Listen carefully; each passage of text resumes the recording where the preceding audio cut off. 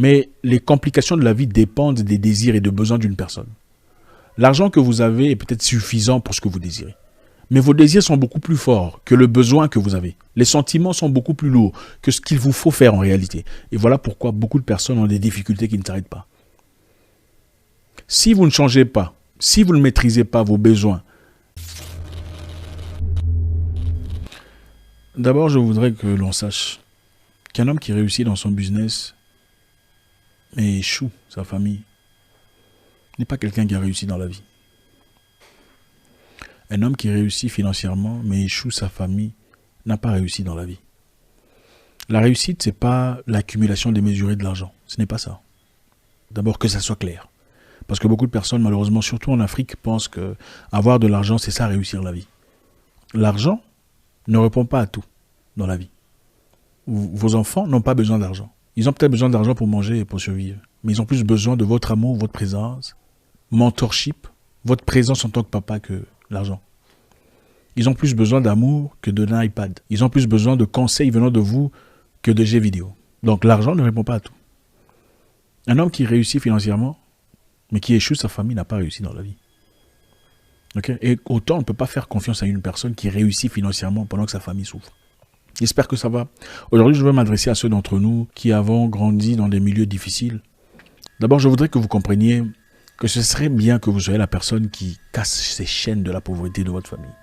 Parce que beaucoup d'entre nous, si pas tous d'ailleurs, sommes liés ou avons été liés, excusez-moi, à ce joug financier, social, économique. Ce serait bien de voir vous, je ne sais pas votre nom, Patrick, Ismaël, peu importe, briser ce chaîne de pauvreté ou des difficultés de la famille. Si pas seulement vous, pourquoi pas vous et vos frères, vous et vos 2 frères, ou vous et vos 3 frères, ou 4, ou 5, ou vous tous peut-être. Ce serait génial, n'est-ce pas? Et c'est vrai que quelquefois on pense qu'en ayant un peu plus d'argent, on pourrait se faciliter la vie. On pourrait avoir une situation beaucoup plus améliorée. On pourrait être beaucoup plus à l'aise, n'est-ce pas? Mais la vraie richesse, ce n'est pas l'argent, ce n'est pas la monnaie. La vraie richesse, c'est le temps. Ce n'est pas avec ce que vous pouvez faire avec votre argent qui importe. C'est ce que vous pouvez faire avec votre temps. Et la raison pour laquelle beaucoup de personnes veulent de l'argent, c'est parce qu'ils pensent qu'en ayant de l'argent, ils peuvent gagner du temps. Dans beaucoup de cas, c'est vrai, mais pas toujours. D'accord? Et je ne sais pas, avez-vous déjà remarqué que plus vous gagnez de l'argent, apparemment, plus vous avez des dépenses à faire. Vous dites, bon, d'accord, je gagne autant à la fin du mois. Prenons par exemple 1200 € à la fin du mois pour ceux qui sont là-bas. Vous dites, à partir du moment où je gagnerai un peu plus que ça, je ferai ça, j'aiderai maman, j'aiderai mes parents, je ferai un travail ici, je vais mettre la peinture chez les parents et tout le reste. Je prendrai une bonne ou une personne pour aider, tout ça. Mais quand vous avez de l'argent, vous n'arrivez pas à faire ces choses. Vous avez déjà remarqué. Vous dites, vous mettrez de l'argent de côté dès que vous aurez plus d'argent, mais à partir du moment où vous avez l'argent, vous êtes incapable de le faire. Pourquoi? Pourquoi ça nous arrive? Premièrement, je voudrais dire, ce n'est pas en gagnant beaucoup plus d'argent que vous ferez ce que vous désirez, que vous ferez ce que vous voulez faire. Et ici, je parle de la peinture dans la maison de vos parents. S'il faut soigner la maison de vos parents et que vous ne le faites pas déjà avec le peu d'argent que vous avez, ce n'est pas en ayant plus d'argent que vous le ferez. Je répète, si vous ne soignez pas vos parents avec le peu d'argent que vous avez, avec les 15 €, les 15 $, les 20 $, les dollars que vous avez aujourd'hui, ce n'est pas en ayant 1000 $ ou 2000 ou 10 000 que vous le ferez. C'est une question de profondeur. Donc avec le peu que j'ai, je vais aider, je vais assister. C'est là que ça commence. Mais aussi une autre question se pose ici. Pourquoi on a l'impression qu'en gagnant plus d'argent, on a plus de problèmes? En gagnant plus d'argent, malgré l'argent qu'on a en surplus, on a l'impression d'avoir plus d'obligations, plus de choses à payer, plus de factures. La vérité est celle-ci. Quand on n'a pas d'argent, on a des désirs. On veut certaines choses qui ne sont pas nécessairement importantes.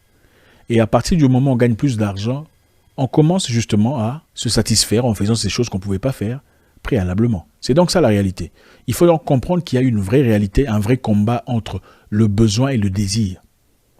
L'argent en surplus que vous avez gagné là, vous avez simplement dépensé ça dans des choses qui ne sont pas une nécessité dans votre vie.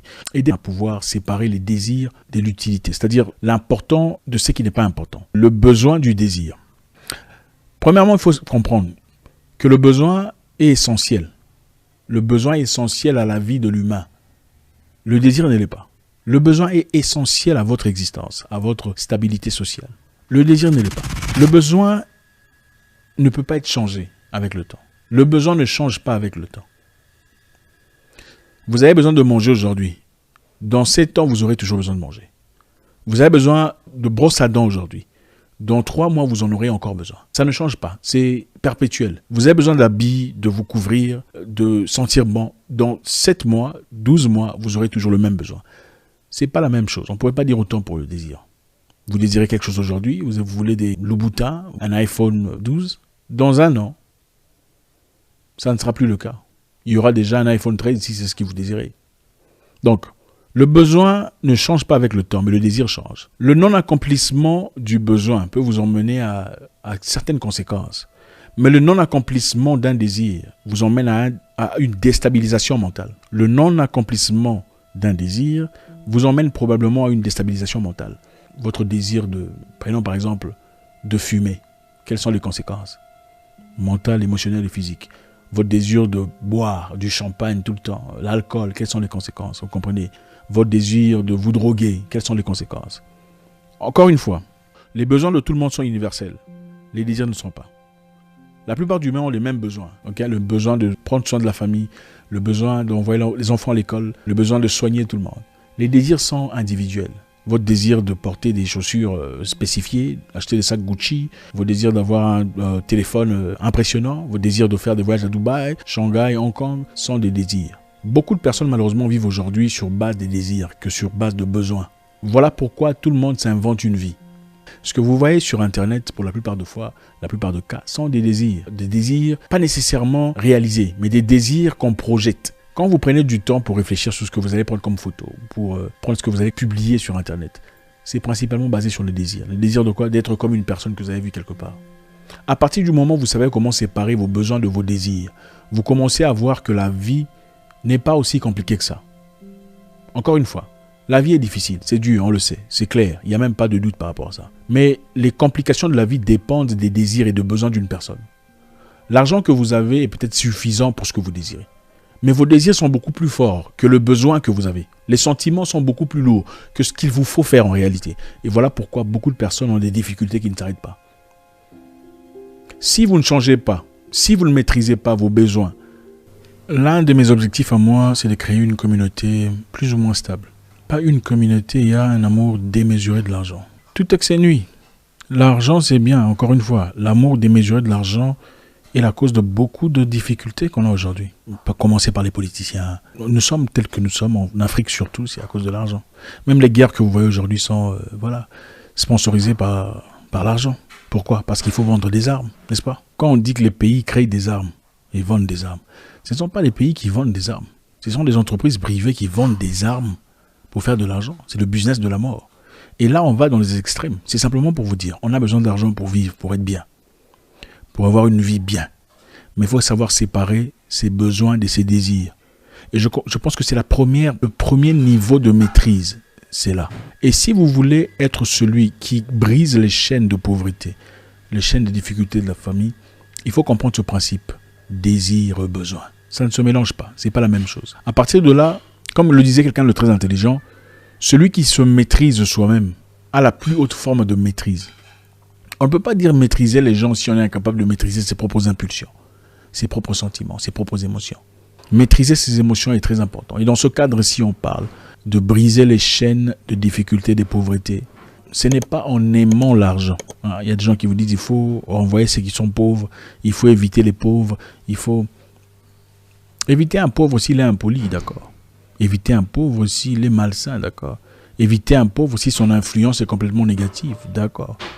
Mais il y a des pauvres qui sont sages. Il y a des pauvres qui sont outillés sur le plan mental, qui peuvent vous aider à décanter certains problèmes. Rejetterez-vous votre père parce qu'il est ivrogne?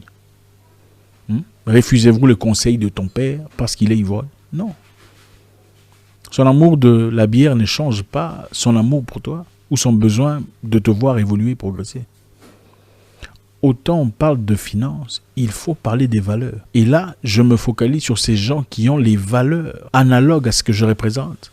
Séparer les besoins, des envies, des nécessités, des désirs. Et avec ça, vous verrez votre vie s'alléger. Et même votre plan financier devenir un peu plus flexible. Vous pouvez faire ce que vous avez envie de faire. Parce que vous avez appris à séparer ces deux choses.